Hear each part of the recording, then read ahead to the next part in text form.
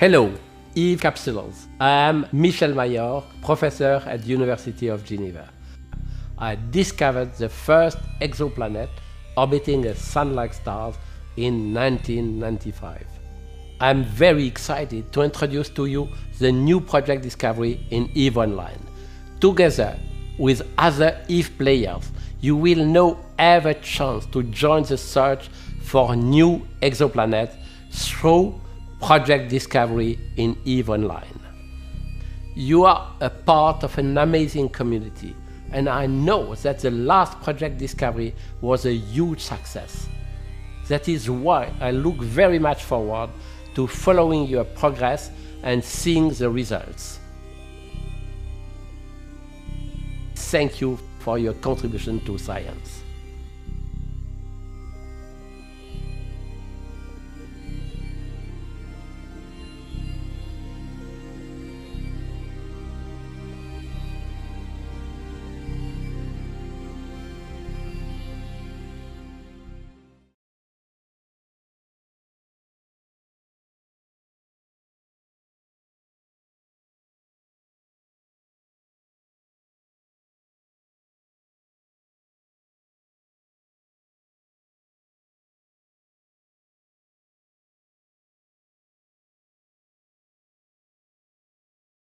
Well, hello everyone, and welcome to the Mind Clash Podcast, episode 45. No Transex. And no Kale this second. But we are joined by Mark726 at Web Spaceships. How are you doing, Mark? I'm doing all right. How about you guys? Well, I am wonderful. I'm glad that we are now fully operational on this fully operational Death Star that is my new computer. Dun, dun, dun! I mean, I'm pretty sure there are some gremlins. Yeah, there are definitely some gremlins. Because Discord chat is not coming through. Yep. Well, something. It can't all be perfect, I guess. There's no reason why that shouldn't be happening.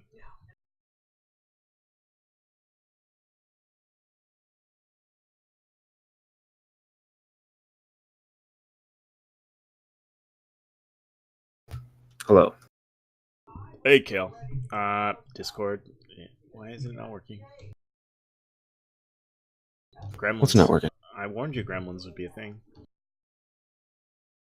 I see us pushing. Is Mark coming through? Can you hear me? I can hear him just fine. Okay. Well, hello, Lieutenant Stuffs. Thank you for coming. Apparently not everything is broken. I mean, I did have to add the title at the last second, but that's okay. Only most things are broken. Oh, we have titles? Tonight's title, No Transex. Did you miss that, Kale? What's up? We are started. Oh, How are you doing? I'm doing well. I keep having to run back and forth because my children can't stop pooping in their pants. So, parenthood. It's better their pants than the couch cushions or your car. Don't even. That's the kind of weekend it's been. Well, I mean, it could go downhill. That's Mondays for you. It ain't going uphill, I'll tell you that. But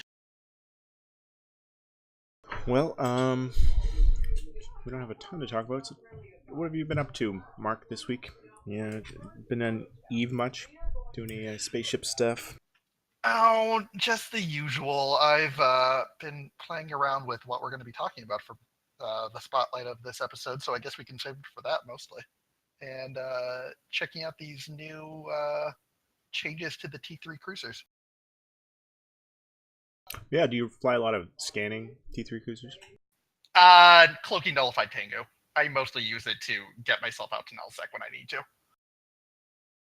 I did hear somebody bragging about the PvE Tengu on a YouTube video. I didn't get a chance to watch it, but They did give me a lot more launcher slots than I used to have, so I don't really know what they were thinking, but I guess I'm not complaining. Lieutenant Stuffs is stoked about his 1010 DPS Cloaky Proteus. Oh, I don't even know what mine turns out to. Hold on. It's a lot of deeps for a Cloaky ship. I was just in an engagement before the show started with some artillery Lokis, like a fleet of artillery Lokis. I mean, my Cloaky Nullified Tengu is sitting at almost 400 DPS, which considering the fact I went from 2 launchers to now 5, I'm not complaining. I definitely had to disassemble my Proteus and my Web Loki, because they just didn't work anymore. I can still cloak and I can still can still ignore bubbles, so frankly, that was all I needed out of my ship. I feel like I should have trained up my electronic subsystems a little bit more, just so I can get the stuff back on like my alts. I did get a good chunk of SP back that I can now I got apply to whatever I need. 8,000. I think I got 3/4 of a mil. I think I got 500. Mil? 500,000, I should say.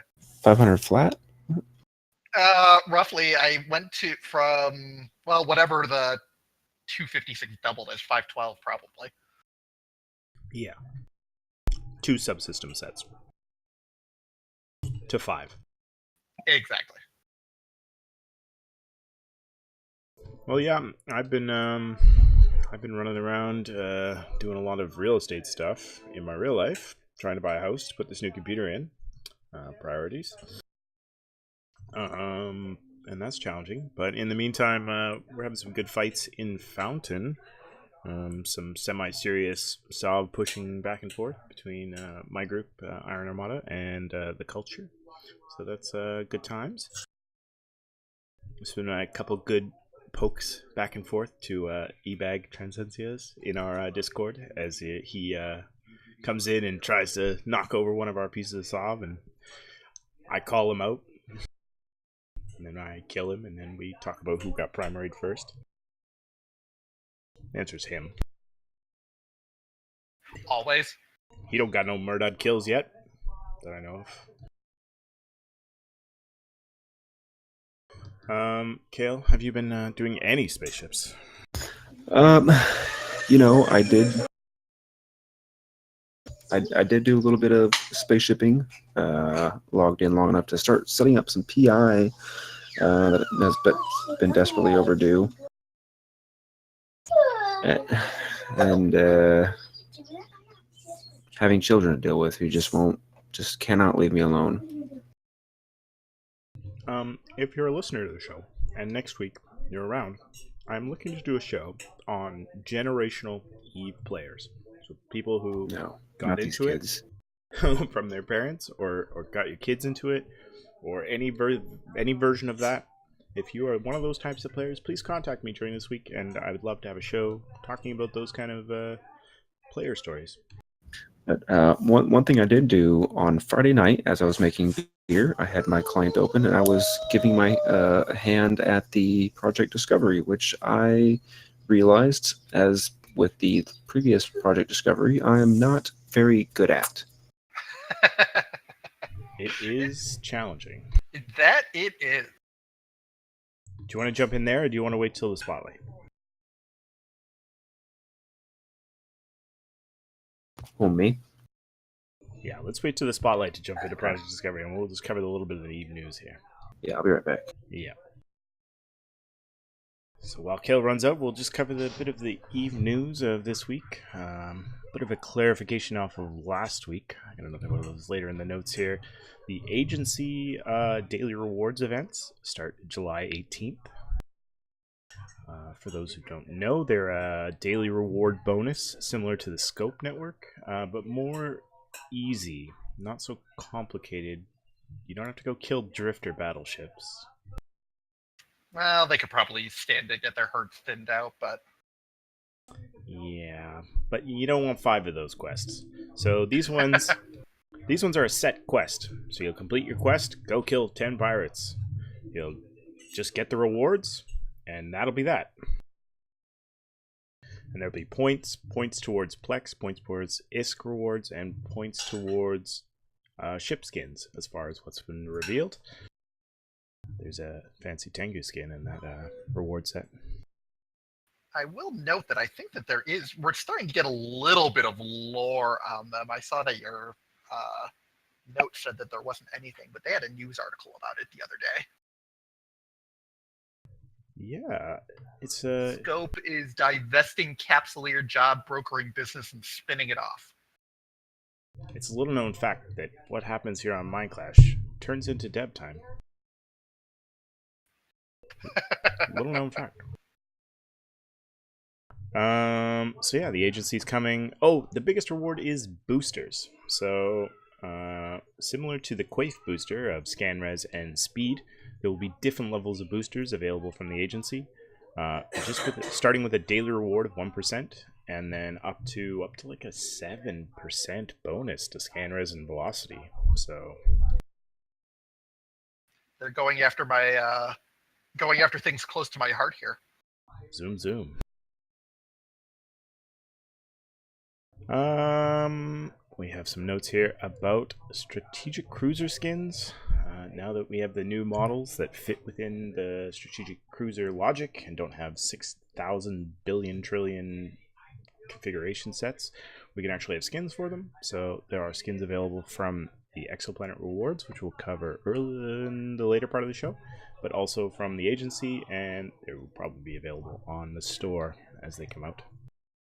I am pretty excited to finally skin my Tengu up. I don't take it out much, but it is a very drab gray, and I'm kind of sick of looking at it, to be honest.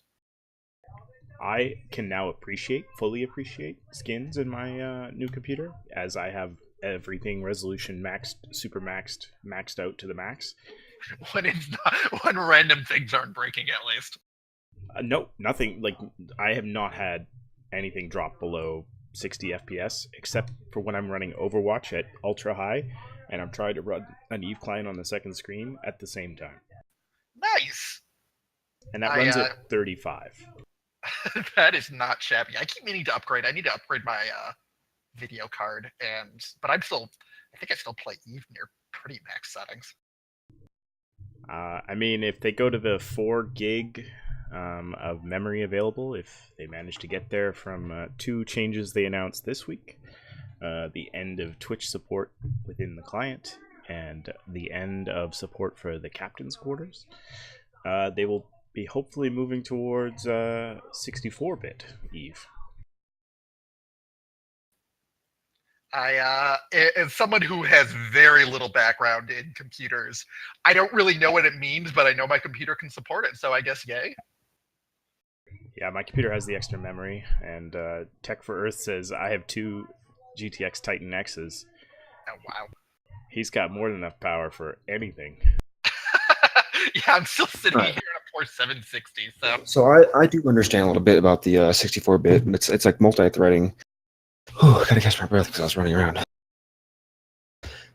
So essentially with the moving from, but I also want to go back to that removing captain's quarters, but 64-bit, I totally ran up the stairs for that.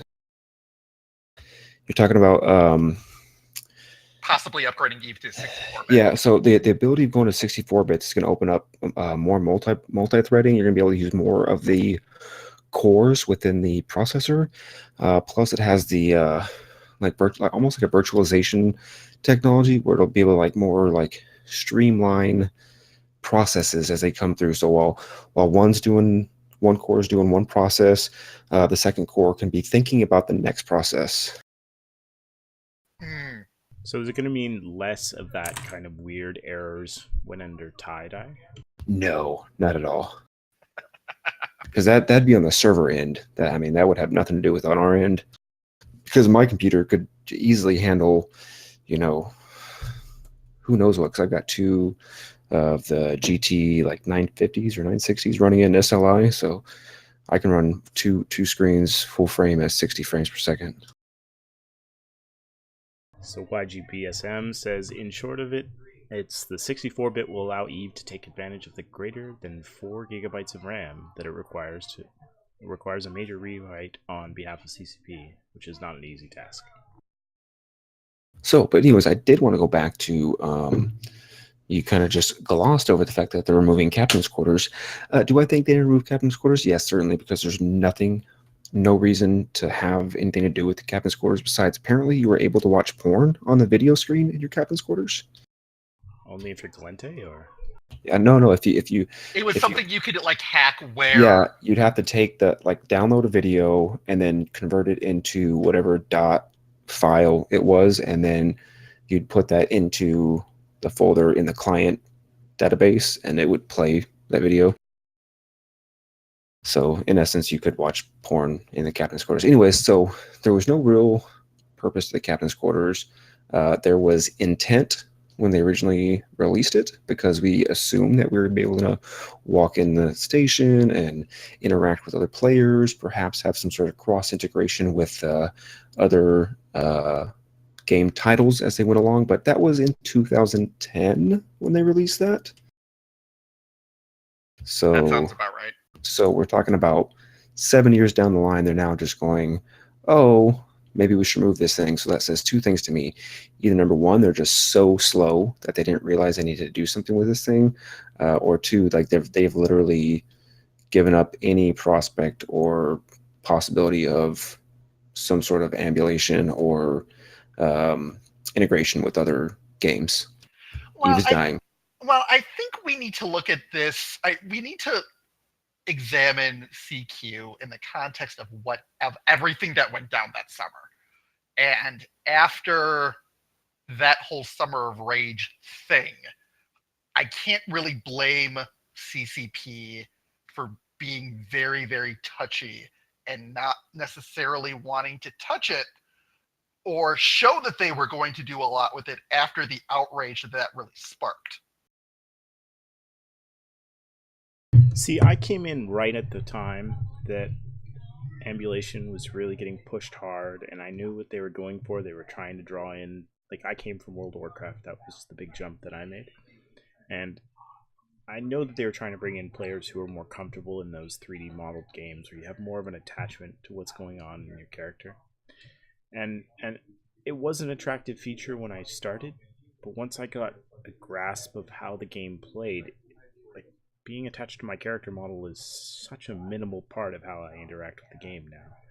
But it is an important transition for people like you who don't like. I admit that I'm completely spoiled here. Eve was my first MMO, and right now the only MMO, which got me very used to thinking of it in a very of MMOs and my characters in them in a specific way. That if you're coming from just about any other MMO, I can understand why, if you're not quite sure what you're doing yet, if you're still pretty tentative about it, you don't have that connection with your character. Like your ship, I mean, it gets blown up. People don't really like that, of course, but you have to be used to losing it, whereas a character will keep going forward. You can draw that emotional connection with a character, and it helps when you're actually able to see it. I agree with you. I think the way that Eve is set up overall, it's too much trying to reach all of the different aspects of a sci-fi universe. And when you then extend into a real life character universe, you can just fall down a rabbit hole of all the things you could do as a character, right? People speculated when Ambulation was really popular, like, oh, we would have casino tables we could go bet on. There would be guns, so you could shoot somebody in a station and pod them back to their station. You could strong arm people, or just to be clear, CCP did encourage that thinking, especially with that. There was that one trailer that came out that year that showed all of that going down. So CCP itself was trying to build up that you would be able to do that in Stasia. Yeah, there was. Yeah, that was the era of trailers that would give ideas that maybe they might finish in 5 years. Exactly. Now it's trailers for stuff they have finished for 5 minutes from now, but yeah, or no trailers for the things that are coming that we want to know about. No spoilers. Like The Agency. I'm not talking about Game of Thrones. No spoilers. I've seen it, but no spoilers. I have not. I also have not. I went to sleep at like 8 o'clock last night, and I'm probably not going to be able to watch Game of Thrones until next week. Jesus dies at the end. Oh, poor Jeeves. But overall, like I'm not gonna miss it. I really don't know how many alphas are coming in, and the first thing they encounter is walking in stations, and then they're like, "Oh, let me go try to go smash that red button." I mean, I think it is the last gasp of that version of CCP, which I think is almost CCP 2.0 after it got EVE established and they started doing the big Jesus features era, or at least over-promising what they were able to deliver. And to that extent, like, it's notable that they're finally taking it out and they're finally admitting defeat, because it did last, 7 years, with almost no development after they released all 4 CQs finally. And even that was a whole thing, because I think that they had to delay the everything but the Minmatar another like 3 or 4 months to get the rest of them out the door. But it is the end of an era that I think will be looked back upon when someone does a bigger history of CCP, for being a very notable era, if not only for overthinking or not overthinking, over promising, but also thinking what EVE could be if they had more resources almost. Carneros on this weekend's Talking in Stations was saying that with a properly supported multiple dev team proficient with the Unreal 2 engine, that a new Walking in Stations, an expanded Walking in Stations, could be completed in 2 months of dev time. I make it a policy, as someone who has absolutely no experience in either game design or programming, to not comment on what it would take to actually do programming or game design. Well, Carneros was a former CCPer, and Yeah, he actually was it. He is a dev. Okay. So, yeah, so he definitely has the credibility to comment upon that. So, I mean, that option is available. I don't know if, like, the typical Reddit demand would be for new walk-in stations right now. I mean, the typical CC Please Reddit post. Mm-hmm. I mean, I'm pretty sure. Sorry, go ahead. No, I was saying I'm pretty sure every other post on Reddit is CC Please fix this part of the game for me. I think people would be very upset if CCP devoted the general player base. I think there would be people who would like to see further development of that, but I think the most vocal members of the community, for better or for worse, would not be. Well, one of those things that people have been begging for a fix on, that Dirk McGurk wrote an article for INN on, was that the ghost training persists. It persists in a fashion. So specifically, and I've heard this brought up before, and I've talked to people who this affects. So they definitely did fix it. Well, actually, no, I couldn't even say that they did fix it. So what happens now is the ghost training that had happened, your alpha account that has lapsed will continue to train at an alpha rate, whereas before, once you logged in, those skills would remain. Instead, now, say you're mid queue on something, like let's say it's Fighters 5, and you're talking like a 30-something, 40-day train, and you've got like 4 days left on it, right? Well, you log back in, unless you've subscribed again prior to logging in as an alpha, it will revert back to like square one and then some. So you'll now be like negative of, you'll go to like 50 days of training and be like, wait, what? Yeah, it seems like the bug still needs to be fixed. I don't know if that's a simple fix. I don't know. And like Mark said, like I could not even imagine what the coding behind that is, but I don't know how this all of a sudden went from, let's see, what was it? What release was it when this really started? Did it start with Ascension, or was it after that? It was after that. 1173? Actually, I think it was a little bit before that. We're talking like last October, November. So maybe it was a little bit after Ascension. So whenever they introduced alpha, something buggy happened within the queuing coding. Queuing coding? Q code? Is that one of those things you have to scan with your phone? Hashtag that. No, this show is not becoming hashtag everything. It's just hashtag no transects. Hashtag. God damn it. Lieutenant Stuffs is all about the hashtags. But yeah, so definitely it still lives on, but I think it's very well noted. And I think, like Dirk said, that he actually put in a help ticket saying like, hey, like I just happened to log in, I noticed this happened, and I think he got back his, or he was saying he put in a help ticket and hoped he got back his SP. I don't know if he did or not, which I hope he does, because obviously he's been the most vocal within the podcast and media community about this needs to get fixed, this needs to get fixed. So obviously he wasn't trying to game the system. And CCP, I mean, there was a dev blog a little while ago about how they try to handle exploits. And if you're upfront about it and you're like, hey, this is what I found, they tend to treat you pretty well, is my understanding. Yeah, for sure. So yeah, there's definitely still an issue, and hopefully this gets fixed soon. Place where you're not going to get treated well, especially if you don't practice, is the Alliance Tournament 15. Starts. Nice segue. I like that. Hashtag segues. Yeah, you know, a lot of people are, you know, as you listen to Declaration of War, High Drag, various different podcasts, people be practicing. They are for sure practicing on the Thunderdome server. So if you are planning on doing the Alliance Tournament, which starts on the 29th, starting the 29th, and you have not been practicing, you're a bit behind.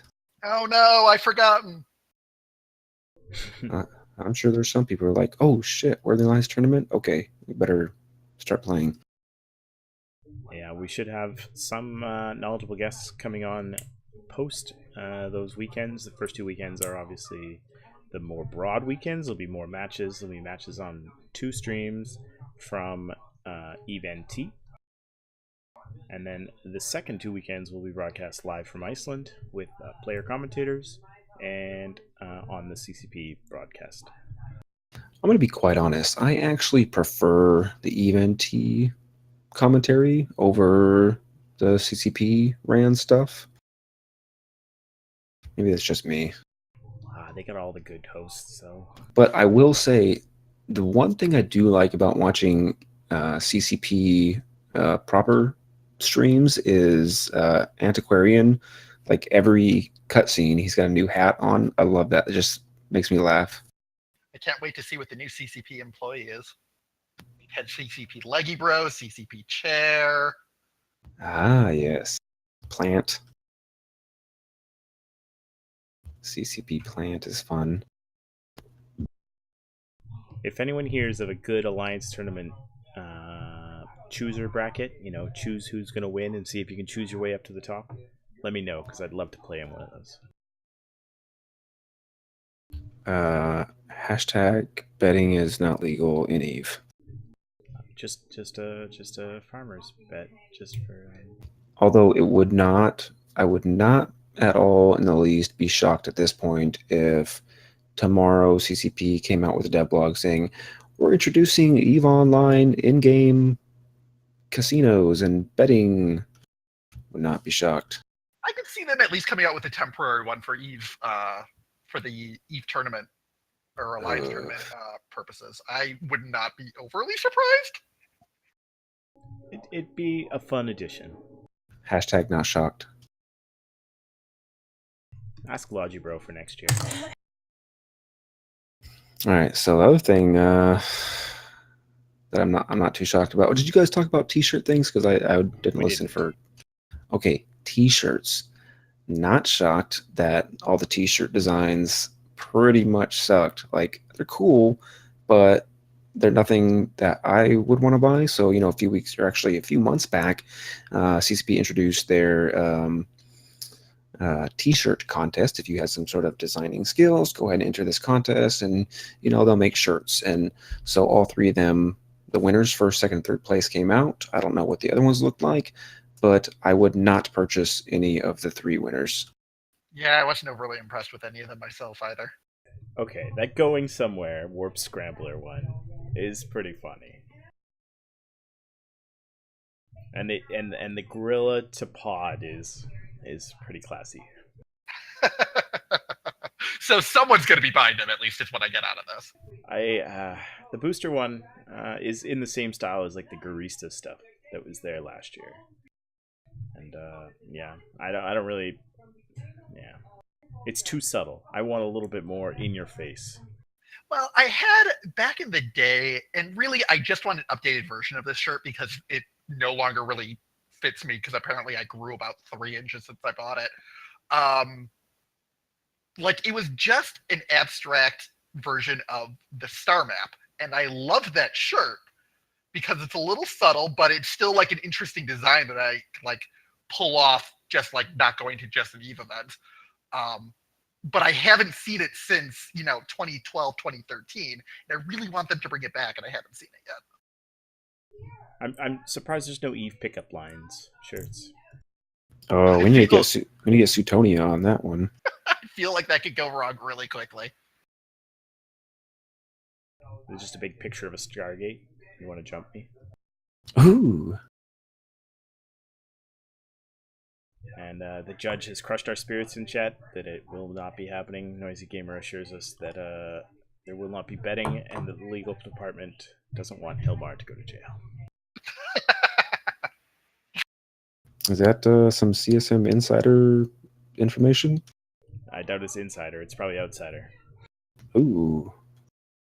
My favorite kind. They can let us know that we can just stop barking up that tree.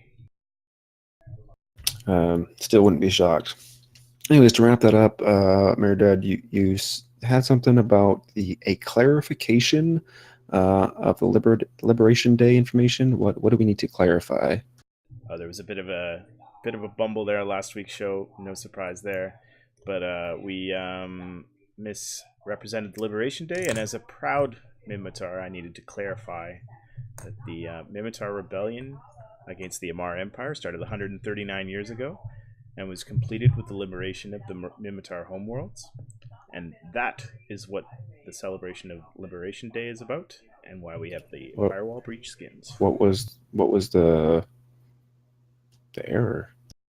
Oh, we thought it was a future liberation, and that all the Minmatar slaves are free, which is not true. There are like way more enslaved Minmatar than there are free Minmatar. Oh yeah, there's still a lot of slaves out there. I knew what they were talking about. How are people confused? I was confused. I was definitely not confused. Okay, sweet. No one's confused anymore. Hashtag not confused. Just saying. But I will say those skins are pretty dope. They are dope. They're kind of like America skins almost. Somebody want to give me a hell to put one on? No. Just an extra hell. Hashtag give me your hell. Anyways, moving quite along. So something happened this weekend, and it was so far-reaching that somebody who does play Eve that I work with, who I'm not gonna say like they're a friend or anything, but they're a coworker type of scenario, was like, "Hey man, did you hear about that Keepstar kill in a wormhole?" And I said, "Yeah, man, I sure did, because I pay attention to that kind of stuff." There were no hells in that fight. No. So what we had was our good friends, Hard Knocks HK, decided they wanted to destroy Keepstar in a C6. Yeah, it was a Magnestar C6. That's pretty intense. It was owned by the Coalition or Alliance Inner Hell. Inner Hell. I've seen some cool videos from those guys. Aren't they a Russian group? They are, and this used to be their like crabbing hole, but they've moved down to a C2 with a static C6 null. So that's how they've been dropping on a lot of Rorquals and getting a lot of ganks in Nullsec. So, from my understandings of the mechanics of a Keepstar, it requires a lot of firepower to take down. Oh, for sure. I mean, And they have one that would super assume- weapon. They Yeah, got so PDS, they got missiles, they got webs, they got scrams. They're strong. so how did something like this happen? Because obviously you'd have to slowly start filtering in ships little by little, right? I mean, this is no small feat. Yeah, so there's an article up on Imperium News if you want to read deep into it. But Is there a picture book or something? the short and long of it is, if you're going to fight a structure, you obviously need to bring a Machariel fleet. So there was a Machariel fleet.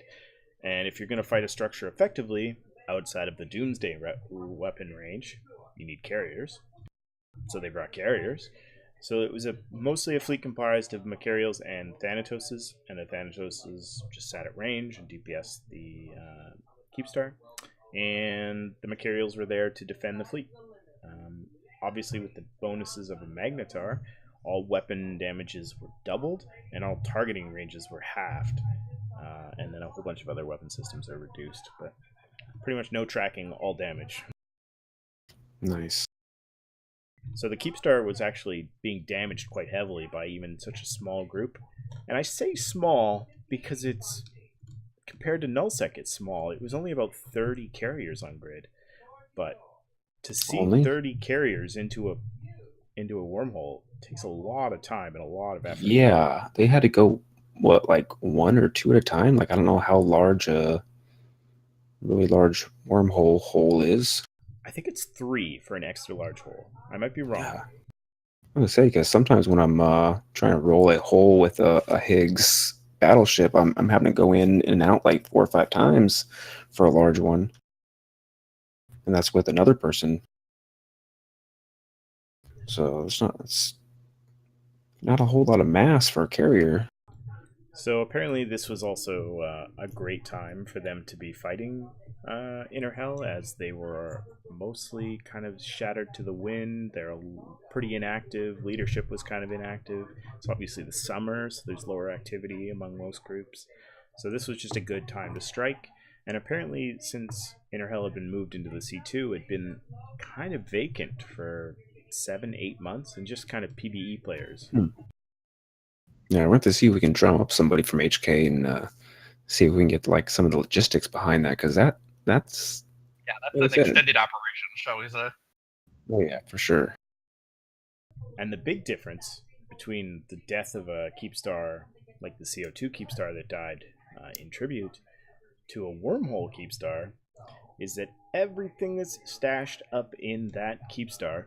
So all of Inner Hell's old guys that they purged over the last couple months for being inactive, all those capitals, all those mission running capitals that they needed in there, they would all drop with the wreck of the Keepstar. Yeah, there's no asset safety, is there? No asset safety. Everything drops. What happens with the characters now? If you were logged in the Keepstar when it dies in a ship, the ship and your character dies. Oh, so what about the people who were not logged? Does everyone just get potted then? Your pods die, yeah. What about people who weren't logged in, though? Your Or is that pods what die. you just said? You'd appear Okay, on so- your home station or nowhere to your go. starter station. Okay. Sorry, I thought you said... Never mind, I got confused. Yeah, everything dies. Everything dies. Everything dies. It all spawns into containers around there, and then you can just loot it all. So that was a loot pinata that Hard Knocks got to loot. I'm not sure how much loot they got from it, but the final kill mail, apparently this is one of the most expensive kills in all of EVE time, came out to 902 billion on Zkill. That's a lot of billions. Linking it now. Now, the big thing that costs a lot of money on this, and was pointed out on Talking in Stations with Noobman, is that the stand-up XL Extinction Level Weapons Suite 2, which is the rig for the Doomsday device, which is the Tech 2 version, there's like none out there. Like, just there's none on Jita, There's none seated anywhere. It's just like a really, really rare rig, right? That is literally what it's called. Stand up XL set extinction level weapons suite 2. Yeah. That's a pretty intense name. Sometimes you just want to wipe out the dinosaurs a few times. Like geez, like extinction level, guys, calm down. So, yep. I mean, didn't save him. No extinction. It was their extinction. Maybe that's what it's for. Anyways, that rig was listed at about 500 million. 575 billion. 500 billion for one rig. Tech 2 structure rigs. I don't have that kind of money. I mean, they did. I mean, they're wormholers and C6s. It's pretty wealthy territory, but not the only expensive thing to die this week. Go on. Do go on. So, a unlucky Titan pilot hanging out in the Cloud Ring region decided to apparently try to refuel his POS that his Titan was in. So he refueled it. Before he turned it on, though, he decided, I'm going to log on my my Titan. He was in system, so he should have noticed that there were neutrals in system. So when you're logging in your Titan into your offline POS, with neutrals in system, you should probably think twice. But he didn't. He still logged it on to his offline POS. And surprise, surprise, I don't think it was a Cloaky Proteus. But you know, the old saying goes that there's always a Cloaky Proteus following you. It's probably a Cloaky Proteus following you. There was a guy cloaked 5 kilometers off his Titan where it cloaked. So he just waited. And in the meantime, this character's name is Matani. Elnar Bogdir. You'll probably see an article about this kill coming out soon. Hashtag Matani in disguise. Can I write it? I've already passed it on. Yeah, I mean, seriously, I write for that place. Come on. Shit, man, you missed it was in our freaking channel. I was working. Oh. Anyways, he was waiting there, 5k off his Titan, cloaked, and he picked up the bat phone and dialed everyone in the neighborhood. Dear Initiative, would you like a kill? And Initiative was first to respond. Culture was a little bit too slow. And I don't have the kill offhand here. I can maybe find it.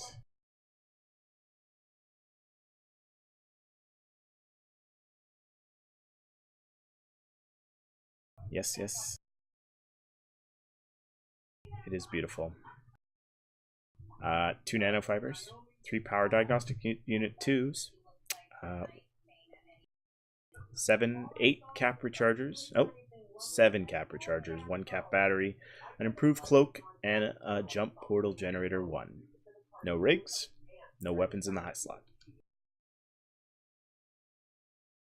And apparently, this hapless pilot, Large Shadow from the Amish Mafia, said that it was too expensive for him to buy a Doomsday for his said Leviathan. Well, when you're buying a Titan, sometimes you really have to shake the change out from under the couch cushions and whatnot, while we still have couch cushions for the next few weeks at least. I mean, I think, according to Tridget, a Doomsday module is like 350 mil, and the Titan was valued at 76 billion. So, I mean, I know you don't expect to get caught, but like, maybe there needs to be a learner's license for getting into supers. Meh. I mean, if meth heads can have babies, anybody can fly a super. Yeah, fuck it. Don't tell me how to be a parent. Well, I mean, if we work hard enough, maybe we can all become parents. of new planets. Wow. Wow. No method That- naming, though. That just happened. No one will be naming planets after rivers or leaves. I think my first name for a planet will be Notifa. Mine would be Poitot. Planet McPlanet Face. Oh, Yes. Planet McPlanet Face. I have to admit, I stole that joke from someone on Twitter. I don't remember who, unfortunately.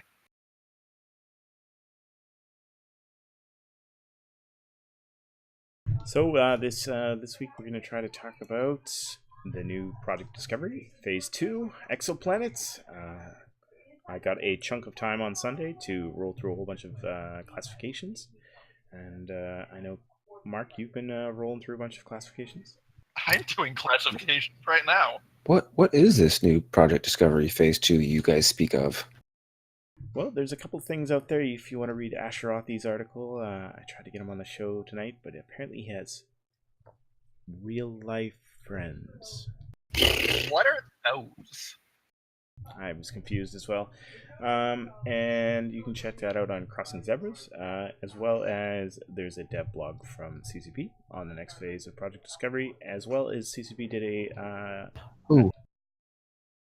as part of their Twitch streaming series, they've started their new initiative. They did a Twitch stream on Project Discovery with CCP Logibro and... Yes. I was able to watch some of that Twitch stream. Correct me if I'm wrong, but wasn't at the time of the stream happening live, Project Discovery went down?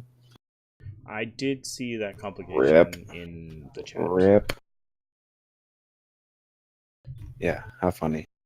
But Hey guys, this new feature we're talking about is currently down, but we're going to continue to talk about it anyways because it's awesome. But it's up now. It is up. And like I said, I've played with it a little bit, and I am not great at it. So let's start with the interface. The interface is pretty simple, right? It's only Very a couple simple. of buttons. You can't click too many things. I mean, there's the star classifications at the bottom, which I'm starting to get a feel for. I keep forgetting those exist, unfortunately. I do forget, because there's no points associated with it. But everything else is fairly simple. It's fairly intuitive. It almost feels like you're playing with some Audacity wavelengths. If you've done any podcasting. Ugh. Um, Wavelengths. One thing I noticed that there's no back button on the tutorial and no skip button. Well, there was no skip button in the first round of... Thought I saw a skip button at the very beginning of the tutorial. Yeah, it was skip. You could skip the tutorial. You just can't skip slides that you don't know a classification for. Oh, I see what you're saying. Sorry. The original Project Discovery was like that, though. I believe you couldn't skip those either, as far as I remember. Yeah, but let's finish with the tutorial. The tutorial you can skip if you know what you're doing. It's 10 parts, essentially. The last 3 parts are kind of classification slides that you just have to solve. I found it pretty useful. It took me... yeah, the tutorial was, I think, pretty well set up. The trickiest part is the filter. The filter is a little bit weird to mess with, and it's semi-intuitive as to what what effect it's having on your wavelength, in my opinion. That's the detrending tool, right? Yes. Yeah, I think it's, as far as I understand it from a math point of view, it's taking out, like, because you'll often see stars that have regular ups and downs in their intensity, and the detrending tool is attempting to remove those more regular oscillations so you can see other anomalies. Is my understanding of what the math is doing behind the scenes. Yeah, I definitely understand what it's trying to do. I'm not as great at math, but I do understand that it's like smoothing it out, maybe putting a high pass filter essentially on what's the noise that the star is giving off. If I knew what that was, I might agree with you. See, I've done more with sound than I have with math. It's funny. High pass filter is just, it cuts off all like the high staticky notes. Just like a low pass filter would take out all like the low bassy notes, and it'll leave you with just a middle range that's clear. Oh, I see what you're saying. Yeah, 'cause sometimes it's really hard to differentiate between some of those waveforms. Just like, oh, well, that could be, but maybe. So, I mean, early on, I kind of got that there were some classification slides that were really obvious, like the really simple serpentine wave motion and then a big dip. Super easy. Could see that there was one transect, but there are many, many, many, many more that are a complex staticky waveform with Mess. just spikes all over the place. You detrend it, it still doesn't look like anything. It's just spikes, crazy spikes. And those ones are almost impossible. Yeah, but I mean, they clearly have been able to eke something out of that data. And looking at some of these, I'm just like, I have absolutely no idea how you found it, but good job, guys. Yeah, I know there's like a good amount of people. We'll get into it a little bit in the challenges section, but there's a lot of people just doing no transects, hashtag no transects. But there are some that are classified that there are actually planets in there.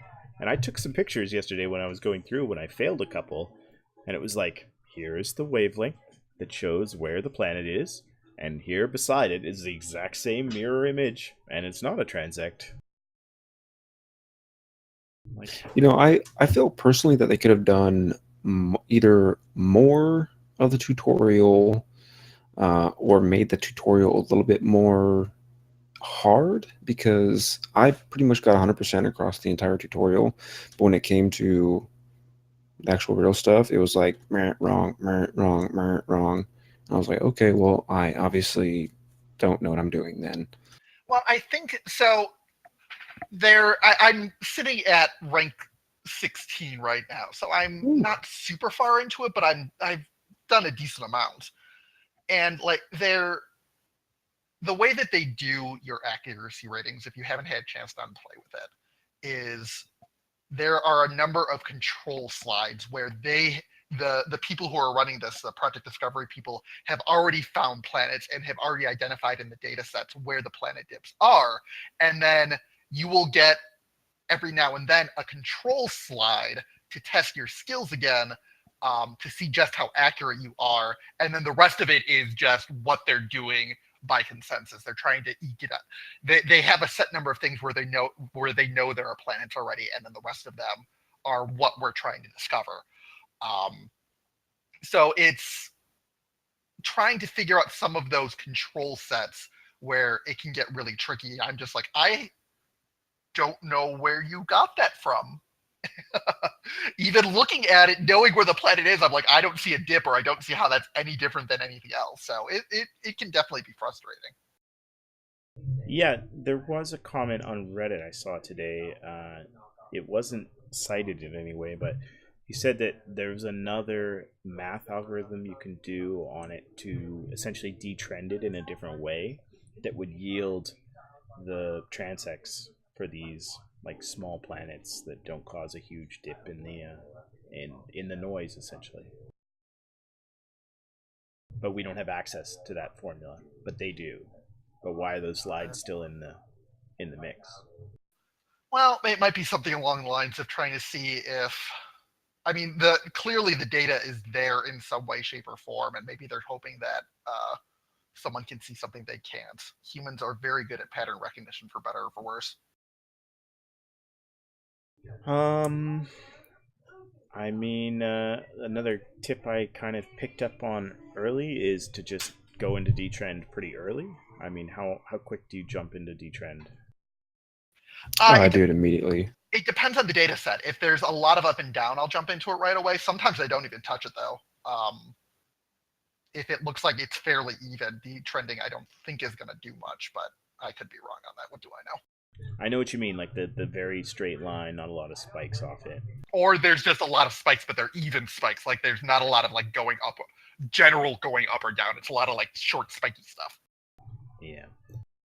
And then I found within detrend that you should just play around with the length of time to detrend it between the 24 hours and the 1 hour, and just see what falls out. Yep. Just try them all and see if you notice anything.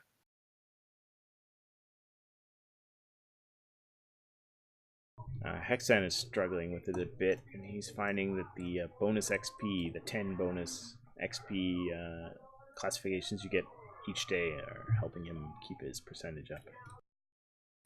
Yeah, I'm sitting at, right now, looking at it, 68.6%, which is not as good as some people, but seems to be a bit higher than others. Higher than me. I think I'm at 58% and I'm level 7. The best time I actually find that I know I'm going to get it right is when I get to fold it and I can play with the different curves within the fold. Even if I can't, even if I miss the period, I can still see the other folds or the other transects missed within the folds, and I find I get really close to solving it then. And then there are the times where you don't quite light it up even though you thought you were, and then you run it and then you're just off and you're just screaming why, and then your neighbors are looking at you weird. Probot SC asks if anyone's above 80%. Someone in help chat was claiming that they are above 80%. I did not ask for verification. He was just bragging basically in help chat, but I was just kind of ignoring him. So I have at least seen claims to be above 80%. I mean, one thing that was weird about the old Project Discovery is once you got good at it, you just got to 99.9%, and you just stayed there forever. And only, like, even if you'd fail a couple of the context slides, you would not really move off 99.9. So maybe that's the goal in this one, is to not actually let people get up to 99.9. Well, some of those are just, well, this is a weird slide. Some of them are really weird. So yeah. This star spiked 50% in intensity. Okay. Whew. So there are definitely challenges with the slides. So the first one I've noticed, and that a lot of people are talking about on Reddit, and even a couple guys on my corp, is hashtag no transects. So similar to the cytoplasm meme that kind of stuck with Project Discovery 1, no transects is people just selecting no transects for almost every slide that looks confusing. And what? Hoping for the best? And just getting points. So there was a guy claiming in my corp that he's at 70% accuracy by just obviously picking the easy ones that come up. Oh, there's obviously a transect there, and then selecting that. I mean, I suppose I'd rather have them doing that than just like clicking randomly, because there's probably an easier way to filter out false negatives, I think that would be, rather than false positives that people are just like clicking randomly and then hitting submit.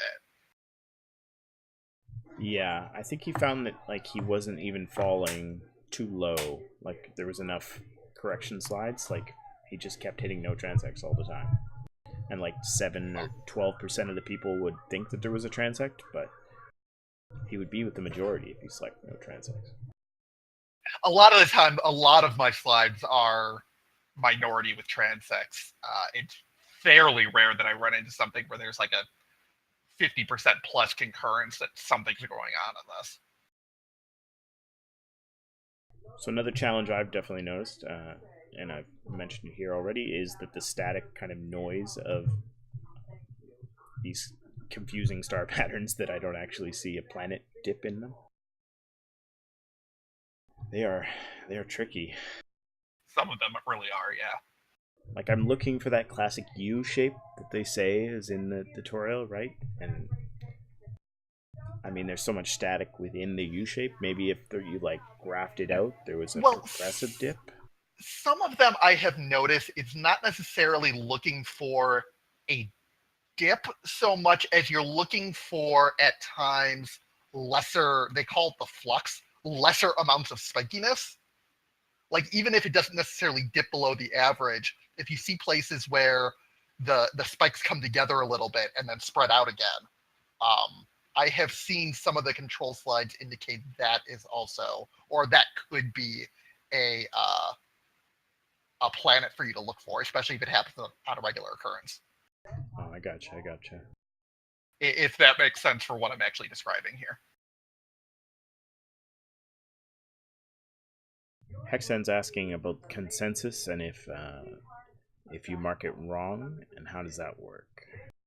So the ones where they bring up consensus, it's my understanding that those are the community-driven ones, and Project Discovery does not, as far as I know, it doesn't penalize or reward you for agreeing or disagreeing with consensus. Because those are the ones where we're actually doing the active science on it, so they just don't know whether or not something's there. And it's my understanding that the only things that will affect your percentages are what happens during the control slides. So another challenge that I've definitely kind of scratched my head about and I feel like I'm missing is multiple planets. So if you didn't know, you could select multiple transects for multiple planets, up to 4, I think. I've only tried up to 4. I can't say I've gone beyond that. But if there are I can try it right now. Hold on. Ooh. There are multiple. You can select multiple transects if there's different periodicity of the planet transects through the sample site. So it's tricky to tell if like, oh, that's just some more static, or is that another planet? And I've definitely selected multiple transects when there was only one, and I got the first one. But I have found it useful to at times use the multiple planets to see if, well, I'll be in a thing where I'm like, well, I'm pretty sure that's a dip and I'm pretty sure that's a dip. I don't know if there's anything in between, but let me see if the periods match up. So I will put down like 2 or 3 marker planets and then go to see if there's a regular lineup from there. I don't think I've seen any control slides that have multiple planets, though. I will say that. Yeah, I have definitely used that trick as well to mark out where I think other transects are. And while obviously planets or systems out there clearly do have more than one planet, as I said, I haven't seen anything in the slides that we've been given that we're supposed to assume that that's a regular occurrence. Was the last control slide 2 planets? A single spike and then a periodicity one every like 2 I days? have no idea offhand. It's been a while since I did the tutorial. I'm feeling like it might be. And then yeah, the last challenge is perhaps we're missing a filter. Maybe we need more filters. More filters. We had 4 in Project Discovery cells, and I don't think that was a challenge. I know, like in Project Discovery cells, I was often classifying too many structures, and that's probably going to happen again with me in Project Discovery Planets until I get the feel for what an actual transect looks like. For the record, I'm sitting at 6 planets and counting, and if I actually submit this, I'm pretty sure Project Discovery would hate me. You know, like it dawns to me, like as in Much of Eve, if there was a class on this, just another dish to the stream, but if there was like an E-Uni style class, that might be helpful. Probably. I bet you there are. They're cutting me off at 7 planets. Yeah, there's lots of streams for sure. Yeah, I bet if you go on Twitch right now and look at people streaming, there's somebody probably streaming this on how to do the Project Discovery. They've been pretty good with uploading the tutorial videos, and let me see Really? if they upload. I'm logging in now. But, I mean, what are we all doing this for? Besides science. I do love science. I think of it as something to do while I'm mining. It's definitely good for mining. I've definitely been doing it while I AFK rat. Well, not AFK. I'm sitting there playing Project Discovery. Yeah, there's no AFK ratting anymore. I really want that pacifier BPO, and that's kind of why I'm doing it. It's probably BPC. No, it's a BPO. Well, according to the reward screen, it's a BPO. It says BPO on the reward screen. Say what? You have to get to like a level 150 to get it, but yeah. Say what? Both the pacifier and the enforcer blueprints are BPOs at least according to the reward screen. I haven't gotten quite that far yet. So yeah, get your sweet Concord ships. Well, the first person there is going to make like 200 billion. What am I doing this show? I need to go. I'm not seeing a tutorial video for Project Discovery, unfortunately. Yeah, I'm I understand. Early mornings. So the rewards that are available to you: points for the long-term rewards, ISK, smallest reward. They had changed last time around. They basically did it for Project Discovery 1. They did it as an extension of the Sisters of Eve LP store, where it was basically a specialized form of LP that you would get that you could spend on specific items. This time around, that they have removed that system, although you still have access to the old credits that you got in the first version. And instead, they're still keeping the per analysis small ISK reward, and they are also at specific ranks giving you either the BPOs we were talking about. There are some cosmetic items, shirts, hats. I think the top tier item is, oddly enough, a pair of glasses, which I don't really get, but whatever. And then every time you hit a new rank, you also get specialized skins via the reward crate loot box things that they've started using every now and then. So yeah, the skins is kind of the thing that keeps me clicking. I just want to win another skin. And they're just such perfect little short-term gain rewards. Like the long-term rewards? Sure, yeah, I want a pacifier BPC or BPO if it's a freaking BPO. But I'll take the skin. It's a good enough reason to keep playing. I like skins. And if you get it out for the first 25 ranks, you're only getting T1 skins, but it's my understanding that once you hit rank 25, you get 2 skins of anything, and there's a chance to get a skin for any ship that they have these exoplanet reward skins for. T1, T2, or possibly T3. I don't know if they have a T3 skin for this or not, but I beg your pardon, I must level up more to get more skins, you say? Yes, you have to get to 25. There is a skin lodged within the set rewards for the Tengu, I think. But there are exoplanet skins for all 3 T3 cruisers, as far as I know. You should be able to look it up on your Loki or your Tengu. All that orange and blue color set. But yeah, I definitely want one for everything because I have OCD. You're a skin whore. Yeah. But hold on, I thought about this and I haven't really tested it. But do you get levels up faster from level 1 to like 10?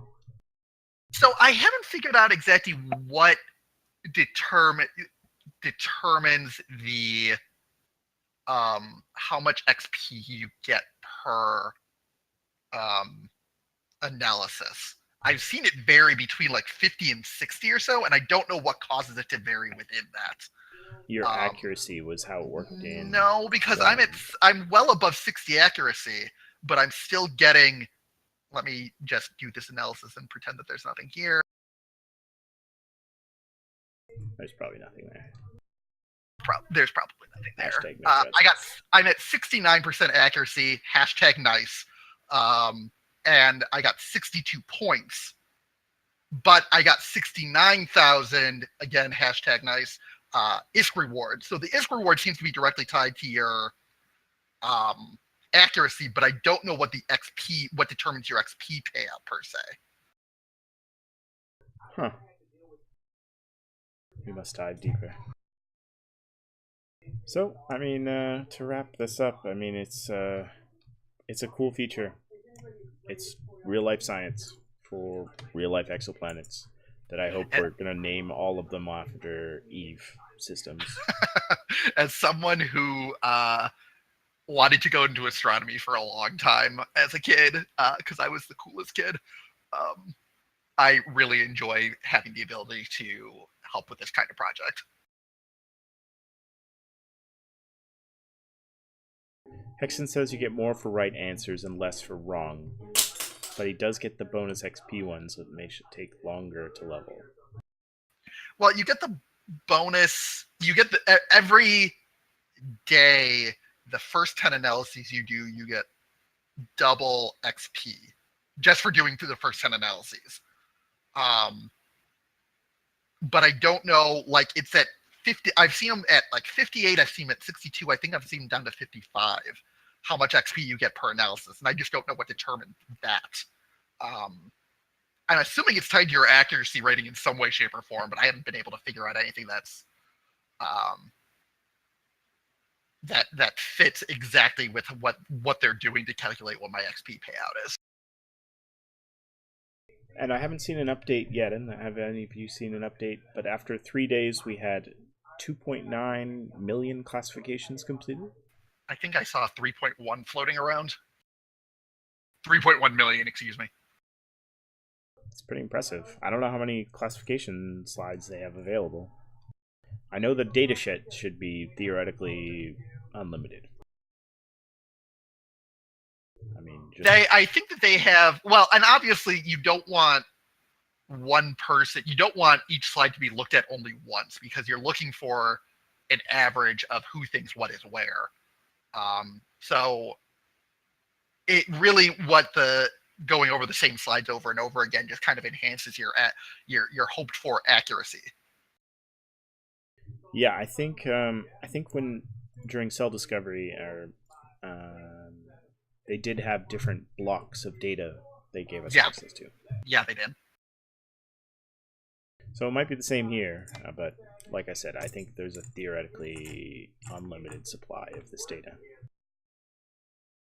Well, it's not like we should have theoretically had a limited supply of cells either, but it's what the project's willing to give us, I suppose. Well, those were proteins. Like, there's only a certain number of proteins in a human cell. Yeah.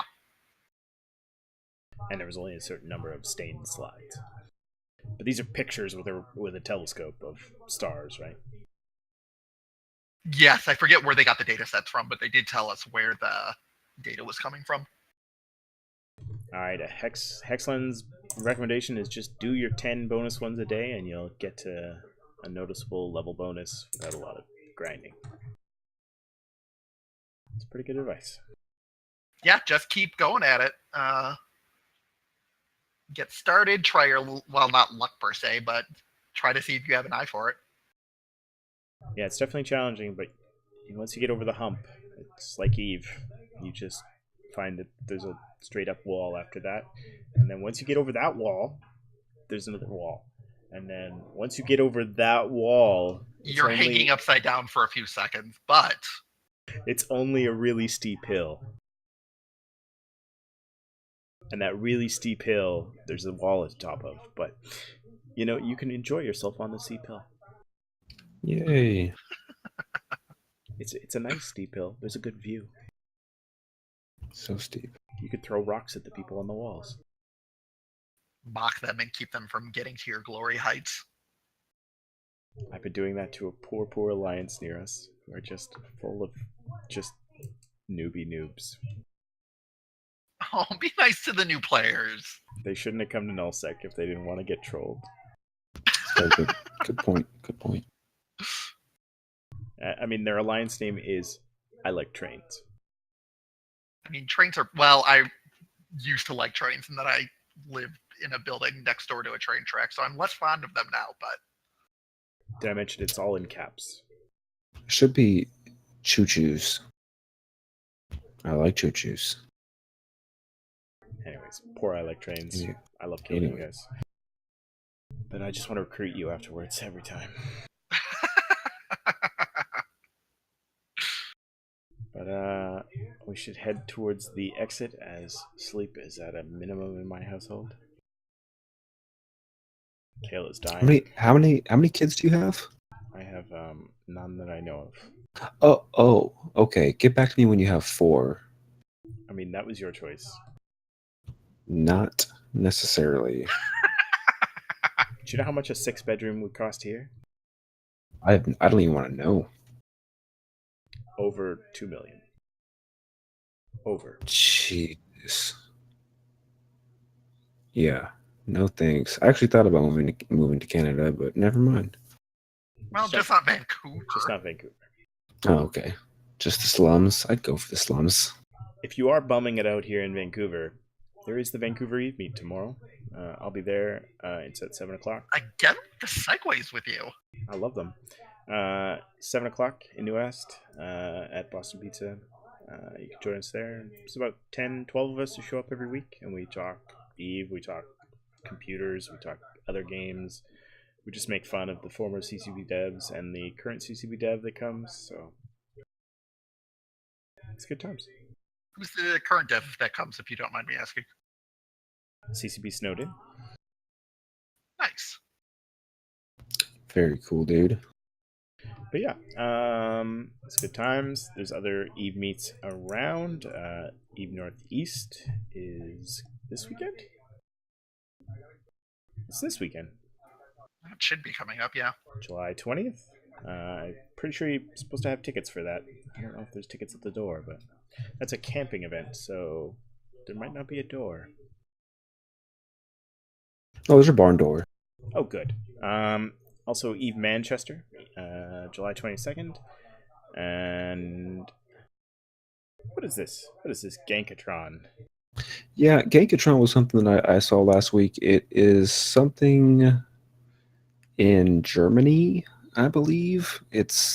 Or no, I can't remember where it is, but it's actually like they're like a mini tournament type of deal. They did it a few years back, but I guess what's his name is bringing it back. The CCP dev gone to Talking Stations. Carneros. I think he's putting it together. Oh, cool. Looks pretty interesting. Also, there are going to be viewing parties for the Alliance tournaments coming up with that. So check your evemeet.net and see if there's any viewing parties local. I'm actually thinking that I might see if the local nerd bar, the Bit Bar here in Killeen, Texas, wouldn't mind playing that, and I'll invite some people over that like to play Eve, and we'll drink some beers and drink some alcohol now that they serve alcohol at the Bit Bar. They just got their liquor license, so I'll see if I can host a viewing party here in Central Texas. How much is it for a drink? 2 bits? Yeah, I should do the same here for the finals weekend. Finals weekend would be a good weekend to viewing party it. Yeah, if you've ever thought about hosting an Eve meetup or something along those lines, it doesn't hurt to try, because I guarantee you there's somebody that lives around you that also plays Eve Online. Like I've randomly ran into people that I've seen have like a Fat Bee sticker on the back of their car, and I talk to them, they're like, oh yeah, I'm a goon, blah blah blah. Or I see dudes with like Eve t-shirts on at the hardware store. So you never know, man. I can say officially that I've never seen that outside of an Eve meet myself, so good on you guys. Although I do have someone at work who plays on and off, so I at least have that guy to chat with. I have 3 people within my company alone that do it, that play Eve. Oh, I'm kind of jealous of that. I have 8 people in my company. That would be a high number. I've tried to convince the office manager, but I think she's not even going to get through reading Empires of New Eden. Oh, that's sad. It's such a good book. Which I have to get back from her. So anyways, as we're wrapping it up, I would like to thank our now 169 followers on here on Twitch, but also we just recently got a new review on iTunes. Let me pull this up. Ooh, fancy. Where are you? Yeah, I sometimes check from here and there. Suba Fett said, "Keep up the good content, guys," and 5 stars. So, which reminds me, if you feel so inclined, please go to iTunes, either through your phone or on your computer, on iTunes, whatever. Leave us a little review. Just tell us how we're doing, what we could do better. I don't care. Stitcher, Google Play. What else are we on? Still not on iHeartRadio because I don't feel like paying another upload fee. Like if you want to be on iHeartRadio, you have to like upload your stuff through them, and I don't know why I'd want to do that if I already have a place to upload. Do you have the client open? Eve client? Yes, Eve client. I do. No, I do not. Oh, I just want. Why? Do you remember the guy's name who sent us a mail this week? Oh, poop. Anerdron. Did I message it to you? He messaged me. Yeah, didn't I send it to you? Anyways, we got a little bit of fan mail. We appreciate it. And Anthrobu. Anthrobu. Thank you, Anthrobu. Yeah, he sent us a little message. Said great show, and you'd love to be on sometime. So hopefully we can get that going. Yeah, like I said at the beginning of the show, if you're a generational gamer, I'd love to hear from you. If you have just an idea for the show, if you have some topic idea, maybe you don't want to do any work, you just want to consult the show, we'd love to hear your ideas. I do like being lazy. Being lazy is amazing. I've done it for lots of shows for a long time. Ooh, I also want to do a lore show again soon, No, Mark. Kale. No. You know where to find me. Just let me know. I know. I've been there hasn't been a ton of lore updates lately, although I have yet to And work that's what I want to talk about. Where has all the lore gone? They go in a lot of fits and starts in this game, for better or for worse. The storyline will kind of disappear for 5 to 6 months and then come roaring back, and it irritates me, but it is what it is. Maybe we'll see something going up to Vegas. Maybe there'll be another live event thing in Vegas. No, I'm really sad that I can't make it to Vegas this year. Vegas is fading from my Rip. potential as well. Mostly due to expensive real estate. Thanks, Vancouver. Not bitter at all. Moving on. Do you have any shout-outs there, Kale? Do you have a game or something you're doing this week? Podcast? No, but I am going to the field all week long. No, but what I was listening to Stuff You Missed in History class podcasts, and it just made me think of when Mark said he was wanting to be a astrologist or astronomer when he was a younger lad. One of the episodes they just recently had was on Copernicus, and it was just very intriguing to listen to the life of somebody who completely revolutionized the way we understand planets and how, other planets don't revolve around the Earth, and it's us who instead revolve around the sun. And that's crazy, but that's how it works. So very interesting. If you like listening to things about people and history and whatnot, it's a very good podcast to listen to from howstuffworks.com. Sweet. And I've been playing, I just borrowed off my friend Horizon Zero Dawn, which I've been playing on my PlayStation. It's the hunting robo dinosaurs game. It's Is it fun? Yeah, it's fun. It's an open world kind of hunter gatherer game with. Isn't that a PS4 exclusive? I think so.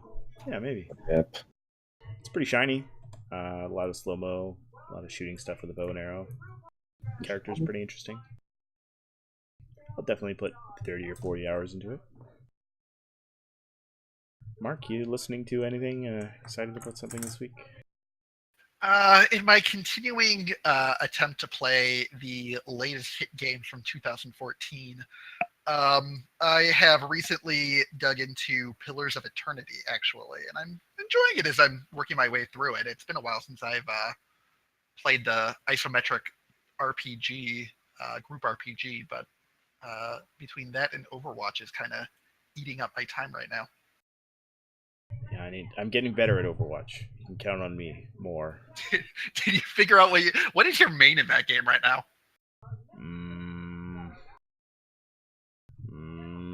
Don't know.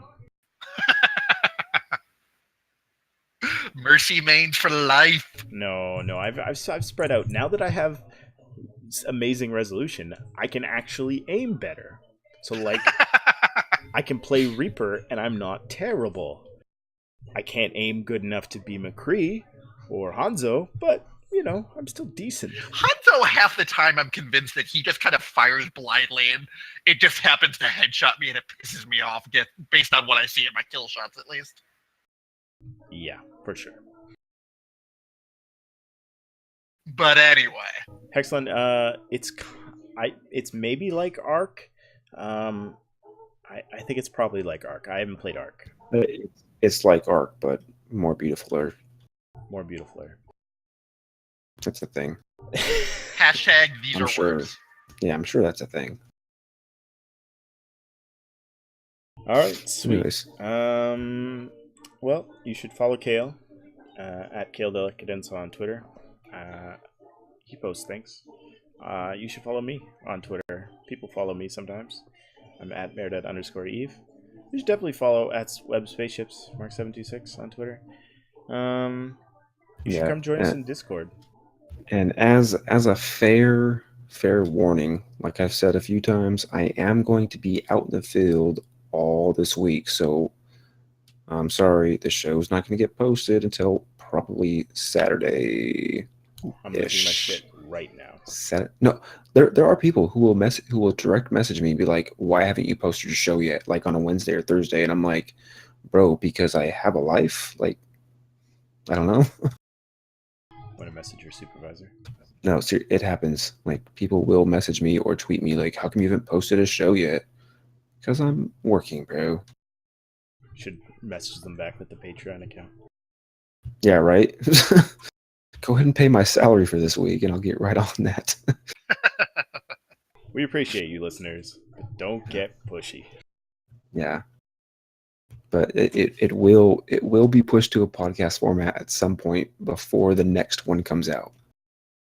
But yeah, don't complain to Kale in private messages. Come complain to us in Discord. It's a much better place to complain. If you're not already there, remember you can have Discord on your phone, on your computer. It's really easy. It's how we talk to each other, even during the show. It's true. Yeah, you already talked about following us. We're here on Monday nights, every Monday night. That's confusing to some people, except for the Monday nights I'm away, which those are going to occur in the next couple weeks. I feel you, man. And before we go, I want to give a quick shout out to my boy Greg, who made this fantastic hazelnut. Well, he called it a Nutella stout, but it's basically hazelnut chocolate stout because there's no Nutella in it. It's just Nutella-ish, but it's quite delicious. So thank you, my friend. Now I'm thirsty. I made 20 gallons of beer this last weekend almost. That's a lot of beer. Yeah, I'm gonna drink it all. Can I do a shout out to follow up the theme of the episode to hashtag TweetFleet? Because I love the TweetFleet.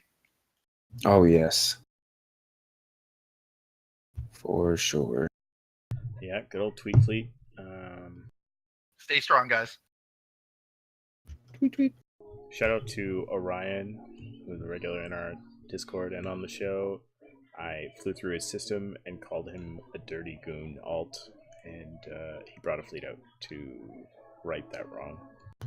That's what you get.